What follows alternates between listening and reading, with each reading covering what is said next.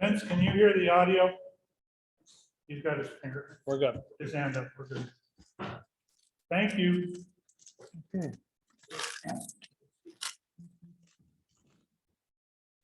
Okay, our CFARC to the field. This will be our second year of doing this. I know a lot of you participated last year, and at least for me, it was a lot of fun. Maybe we'll have better weather this year. If you recall, last year it was rainy and cold, and I wasn't sure we were going to get the antennas that Steve and I wanted to set up, but we did, and it worked out okay. This year, we moved it up 2 weeks, so it's going to be September 14th instead of at the end of September. And one of the advantages to that is that we get about, I think, as he said, 24 minutes more of sunlight. And you wouldn't think 2 weeks would make that much difference, but it does that time of year. It starts, the days start getting shorter very quickly at that time of year.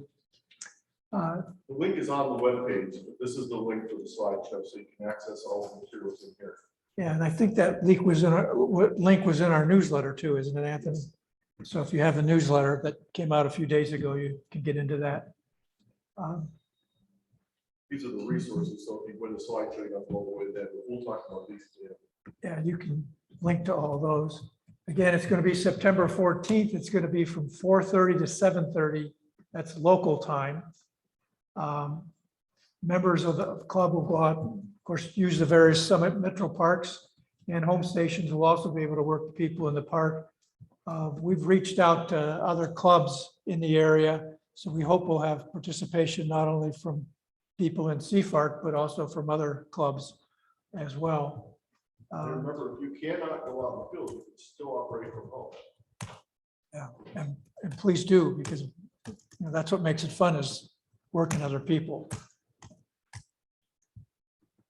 It's going to be rain or shine. As I mentioned last year, we had fairly poor weather. Hopefully we'll be a little bit luckier this year. As far as physical limitations, of course, you could just have, if you have a mobile radio, even if it's only 2 and 440, you can still easily participate. If you don't want to operate alone, of course, take a friend or two with you. Or like my case, Steve, NALGP, and myself, we're going to operate together at one site. And actually, as far as taking a friend, in our case with Steve and I, we have room for a couple more people. If there's somebody that isn't able to set something up in the field but wants to go out and work with us, we'll be more than happy to have them. Last year, I used 2 radios. This was one of them. I'm sorry that people on Zoom can't see that, but there's an ICOM 705 here on the table, which is what I used on 2 meters and 440 last year. Okay, the link to the presentation is there on the screen. There is another event here in the state that comes up a couple of days before our event on September 10th, and that's sponsored by PCARS, and that's the Ohio State Parks on the Air. And there are several state parks nearby. Nelson Ledges and. We'll talk about that. We have a section at the end of this. Okay. Here's a comparison of the 2 contests. Ours is a little different in that it's basically VHF and UHF. Starts at 10 meters up to 440, whereas the state contest with the state parks is all HF. And I did want to ask Anthony, I'm not sure if that was a typo. They're not using 15 meters in that contest? They are using 15. Okay. Yes, they are. Okay. It is on the single side band, there's no CW or digital. Okay, and from what I understand, there's more activity on 80 and 40 than any of the other bands. Predominantly. So that's a good warm up, and we'll talk about that more later. We said it piggybacks on the our event, which is a few days later. That's on the weekend, and we're on a Wednesday. Between the trailheads, there's a. Go ahead. This is just a slide. Okay, as far as operating from any of the metro parks or trailheads, very little preparation if you just have a mobile station that you take out to one of the parks. You never have to leave the parking lot. Portable, which is what Steve and I and some others like Anthony did last year, where we put up temporary antennas. A little bit more involved, but a lot of fun to do. It's kind of almost like a mini field day. Pedestrian, I don't think we had anybody that I know of that actually operated pedestrian. I think the rain sort of put a damper on that. Well, I didn't know if anybody even planned to. I do have a couple radios that I could do that, but I'm planning to do more of a portable operation. And of course, if you can't make it out to the parks, we do, of course, ask if you have a home station to get on the air and provide us contacts, and you work all the parks. Contacts that are allowed are the park to home and park to park. Not home to home don't count for the logs. Here's This is a little. kind of a cheat sheet. Yeah, that's a little better there. It shows basically the frequencies, and except for the sideband frequencies, you can put these memories in whatever radio you plan to use and be able to switch between those various frequencies and pick up contacts easily. And of course, on the sideband, last year, the people that were on sideband tended to hang down towards the low end of that. So that gives you a place to start and tune up from there. Do note though that if someone has a technician's class license, 10-meter FM, it's not for. Yeah, that bears some mention. We did change one thing from last year. Last year, we had 2-meter single sideband. We're not going to have that this year, but we didn't have the 10-meter FM last year, which is added this year. So there's FM available on all 4 bands.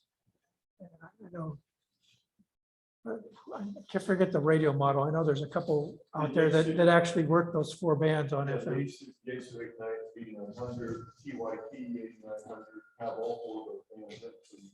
That's why. Yeah, if you have one of those, that's a great radio to use for this. It's mentioned. The single sideband portion, but you can do all 4 bands on FM. Yeah. If you need assistance, give me a call, give Anthony a call. Any of the older hams in the club would be glad to provide you assistance or ideas if you want to set up out in the field. And it's very, very helpful to put the simplex frequencies into your memories. That way, just click, click, click, click, click, as opposed to putting them in. If you are going to do that, make sure that your step is set right on the FM radio, because a lot of times the step is adjustable and you won't be able to hit some of these frequencies. You might have your step set for 20 and the frequencies are 15 k's apart, so you'll run into problems. So make sure your step works. But the best thing to do is put them in your memories. Make sure you put them in the simplex. Yeah, I don't want to mention any names, but I think we had somebody last year that hadn't used their radio for several years beforehand and had some problems at the beginning of the operation because of that. We'll mention it later, but please feel free to go out and try this out now. You don't need to wait. There's a 145 on 620 and shop. There's usually someone listening there all the time. I know I am. Yeah, when you make these, you can make 1 contact per band, per location. You change parks, they can be contacted on the bands again. The park stations will give their locations when calling CQ. If you're operating from home, your response is going to be your location. Like for me, it's I'm Echo 91 Fox Delta. We're going to want the 6-digit one, not the short 4-digit one. And there's a number of programs that you can look that up. If you need some help, ask ahead of time for that. You're going to record the time, band or frequency, call sign exchange. Again, if you're at home, it's going to be your grid square. If you're in the field, it's going to be the park. And there is a printable list of all the parks so that I printed it out ahead of time. Makes it a lot easier to be able to recognize where somebody's at. Go back one there, where you have it. Yeah, there are log sheets. There is a link where you don't have to take your computer out. You can if you want to log that way, but if you want to just log manually, there is a sample log sheet, print out a couple pages of that before you go out there, and you'll have your log all ready. And it has all the places to fill in on the information that you need. And there's two versions of the printable PDF. It's part of the easiest to print it. If you want to be able to fill them out, you can download the Google document, you can actually fill them out on the computer. If you want to do that.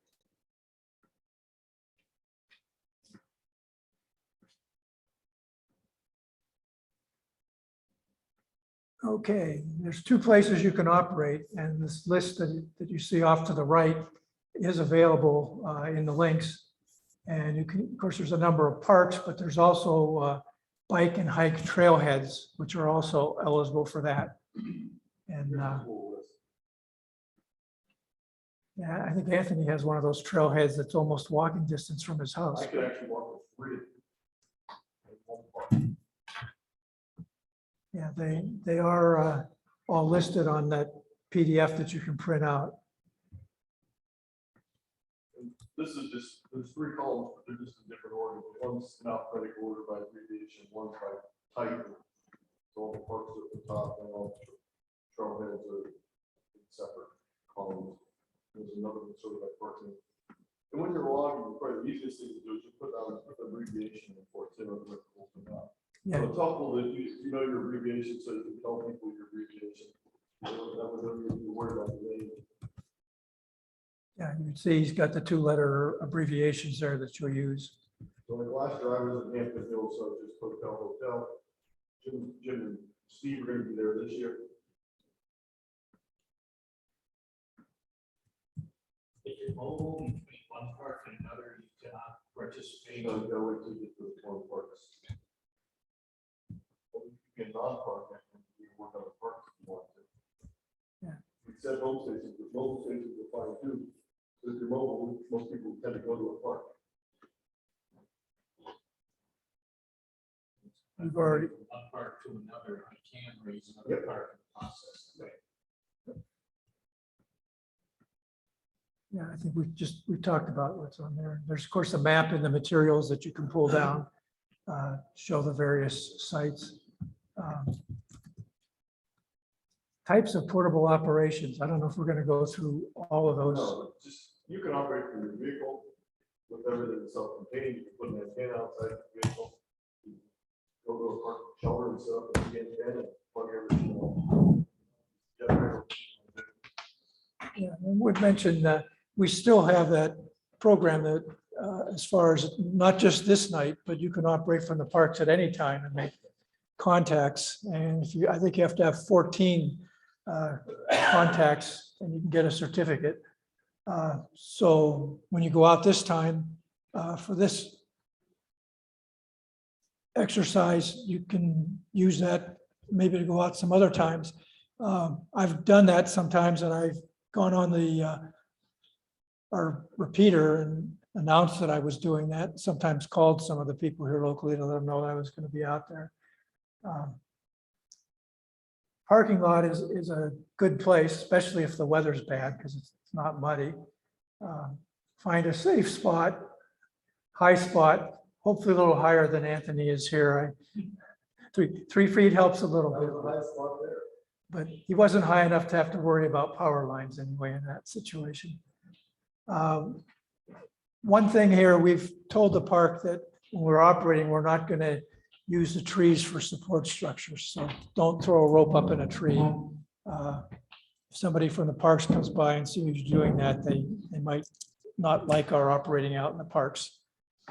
One of the things that I use, actually a couple of things to avoid having to use a tree is I've got a trailer hitch mount that swivels up that'll hold a mast.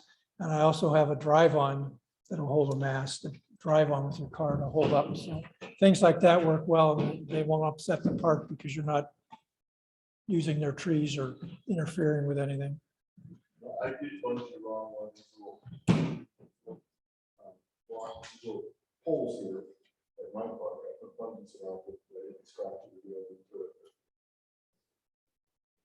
Yeah, I did have a park ranger when I, not in CFARC to the field, but when I was operating at one of the parks, I did have a ranger come up and inquire what I was doing and explain the program to her. It was a female ranger, and she stayed there and saw me make 3 contacts before she left. So it's kind of interesting.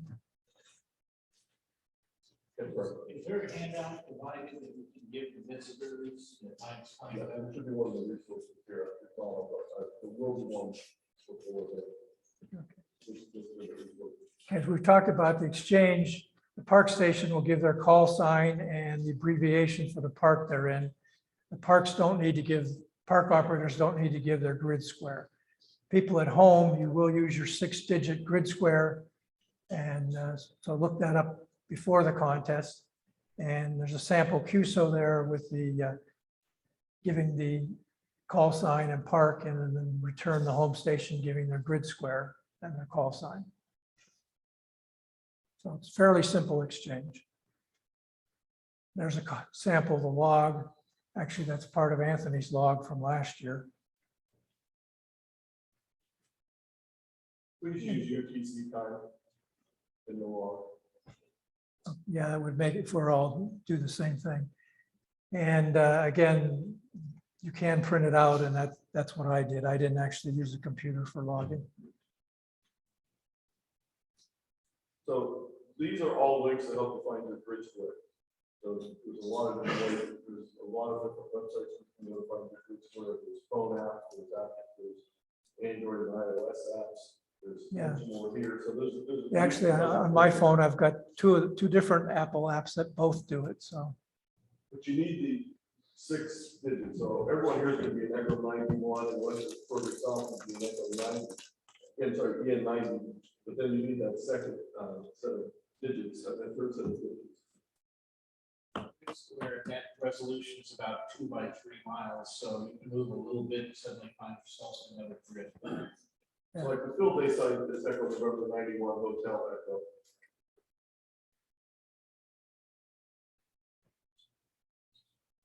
Before the event, it's very helpful if you go out and fill out the activity form to activate a park. That way we won't have everyone at the same park. I mean, there's no problem with having multiple people at the park. It's just not as much fun if everyone's in the same park. yeah. And actually, when you go home tonight, the link is now active as of this afternoon. So you can sign up for a park. I would mention before you sign up, though, there is another link that shows what parks people have already signed up for. So you want to probably look at that before you put yours in. So we don't have 10 people at the same park. That would be a little.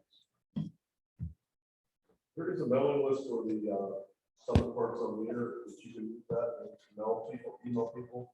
There's also a Twitter hashtag if you want to send Twitter, say I'm in such and such park. Also, because we really don't have a spotting network like the Xbox, feel free to use the repeater as a way to tell people where you're at. Those don't count for contact, but you can announce on the repeater, I've just moved to a new park and I'm ready to operate, and I'm going to be starting on 10 meter FM or whatever you're going to do. So feel free to do that. Instead of you give a link to repeater that kind of stuff. Because I know there's some spots where the 440 machine is easier to get, like down by Steve's place, down in the valley, as opposed to the 2. So you may want to take an extra HT with you that's on the repeater so you get those announcements. Of course, make a contact. Feel free to ask people to try another band. That counts as another contact. If you're working on another band, ask if they have other bands and want to try to tell them what frequency that's it. We're having that little chart out for you. Can be very helpful. Yeah. Now, I mentioned using a mast, and of course, if there are any electrical wires near the parking lot that you're using, be careful, because we don't want any injuries from this activity. You don't even want to be close. As far as antennas, it's listed a number of different types of antennas there that you might use. I know myself, I used a 6-meter loop last year and used a dual band vertical antenna for 440 and 2 meters. And we used, for 10 meters, we used a vertical. Steve brought, used a Lingo Ranger. I know they're supposed to be mounted at a little bit of height, but we mounted it about 2 feet off the ground and it worked fine. So. If this document is available in here, kind.cc/port. If you did all that, it's not just VHF, HF antennas, it also fits for the purposes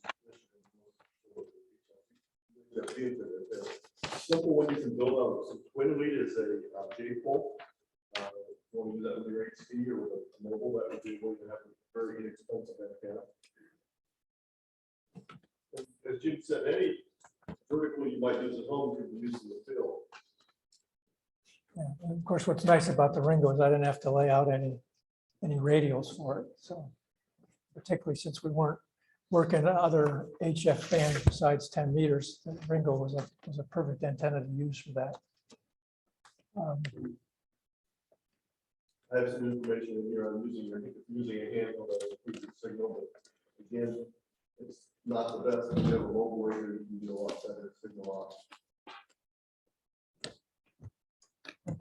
After the contest is over, if you send Anthony or I your log, you send us hard copies, you can send electronically, whatever works for you. We're not fussy about it. But get it to one of us so that we put the results together. We don't miss anybody that operated. One very important point. No matter how many times you work apart from a different location, if you, let's say you move to 5 different locations and you can work all the parts over again 5 times, they don't count. Every part only counts one time, no matter how many bands or modes you work on. So once you work apart, that's it. So Yeah. if you, So in other words, you don't get a huge multiplier, but you still get the number of contacts. And actually, in last year's contest, I think one of the rover stations actually came in third and was only a few points away from the lead. So either way, you can do well in this contest. so we have a checklist for you to get started on anytime now. First of all, if you have anyone else that you know, hands-on time, let them know about the event because we welcome everyone. Check the list of parts. Here's the 2 links. The first link is the link that shows you to already activate the places that people already listed. So you can see WA3JAP and LGP or at Hampton Hills. Once you do that, then go ahead and pick where you want to go by clicking on the sign up form. And you basically go through this and put your call sign in, and it asks what band you're going to use in modes. And then the next, after you click that, after you fill the information out, click next and last, what part you want to use. And it'll let you put up, excuse me, up to 4 parts in there. If you're going to move it around.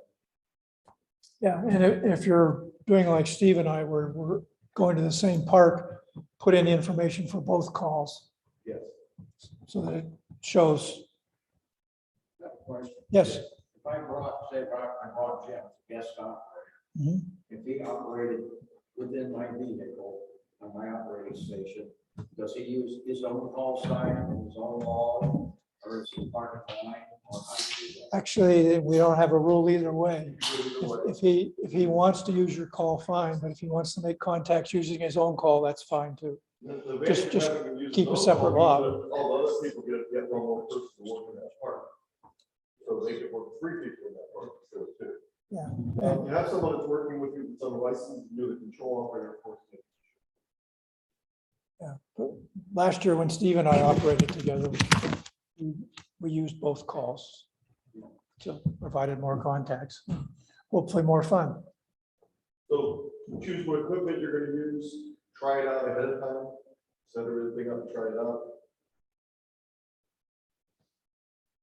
If you want to share your setup with what you're going to do, we invite you to bring it out to the picnic on the 24th. And we'll have some show and tell out there. I know Steve already has on the bottom here, you can see Steve's latest addition to his car. Yeah, that's a picture I took when he came over to show me on last weekend. And I should have done a bigger so you could see the car. That's actually on the shotgun seat of the car on the back. So you sit in the back seat. And it was actually pretty comfortable. It does have a curve limitation. So much, the seat only gives you so much room. So I don't know if you're my qualified for use of that. I don't think it's bad. I know if you grease something like that, will slide in. And the antenna on the right is a 6-meter Moxon antenna, which is basically a 2-element 6-meter beam. And you already called me and we made contact with last week. Was it last week? Week before, I think. Well, there was an article in the last newsletter about it, if you're interested in that type of antenna. I made it simply because I'd read about Moxons for years and never used one, and I thought oh, that'd be kind of fun because it's got a smaller footprint with the ends of the driven element and the reflector are bent towards each other, and you can see there on the picture, you can see there's an insulator between them in the middle. So Take pictures of your operation and share them with the club, we have newsletters, send them to Vince, that's what I. Jim, what was your opinion on the operation of the Moxon last year? How did you like it? I didn't use it last year, but I'm probably going to use it this I year. did one contact, so talking to me. Okay. He sounded good. So these are, all the resources, and this little thing at the bottom where it's little link, it says, this little handout link down the bottom, that's information for you to work with you about what this radio is. Print this out, I think it's 1 page long. Yeah. There's also a QR code, so you can have people shoot that code with their phone, and they can take some information home with them. There's more information, you go to that. Yeah, does that mention that we're going to be putting on classes this fall? When they go to the little link, it Okay. does say that we provide free classes, it doesn't say when. We are going to be starting class in October, so it's pretty still free to tell people to go to our website for the early class in October. Yeah, actually, I was wearing a field day shirt like this last Friday. I was down food trucks at Rockin' on the River, and I had two people at various times come up to me and ask me about ham radio. Actually, the one asked me, I don't think I can do that Morse code though. And I said, you don't have to. In fact, you haven't had to for about 15 or 20 years. And actually, I hope, I told him about our classes this fall. Hopefully he'll be one of the people that signs up for it. So